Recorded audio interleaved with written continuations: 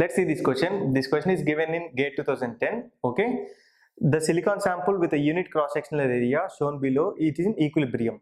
The following information is given: T equal to 300 K, that is at room temperature. Electron charge 1.6 into 10 power minus 19 coulomb. Thermal voltage 26 millivolts. Electron mobility mu as 1350. This is the diagram given, and the question asked is the magnitude of the electric field at x equal to 0.5 micrometer is 1 kilovolt per centimeter, 5 kV, 10 kV and 26 kV per centimeter.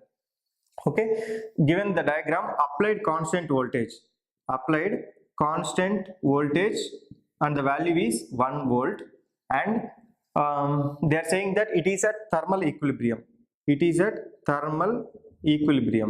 When you are applying at constant voltage and at thermal equilibrium, so we can write the equation for electric field. The magnitude of the electric field is voltage by distance.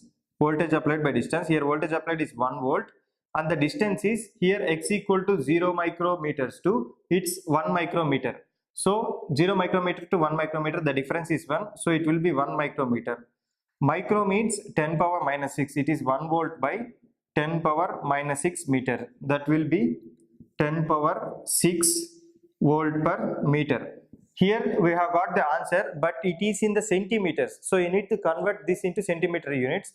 So we can write as 10 into 10 square into 10 power 3 volts per centimeter. Okay.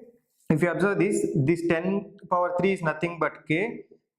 100 centimeters equal to 1 meter. So we written 10 square and finally multiplied by 10. So it will be 10 kV per centimeter. Answer is option C. So this is at constant voltage is applied and it's a thermal equilibrium.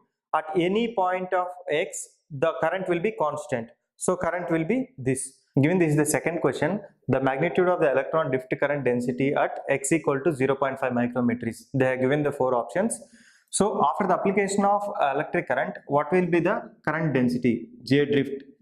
We know that J drift is given by the formula mu into E, that equal to Nd into mu into Q into epsilon. So Nd is given as 10 power 6 per centimeter cube. Mu is the charge of electron, that is equal to 1.6 into 10 power minus 19 into Q. Q is nothing but the charge, and it is mu 1350 centimeter square per V per second into E is, if you observe here, E equal to 10 power 6, it is in meters. So you need to convert this into centimeters because all the other terms are in centimeters.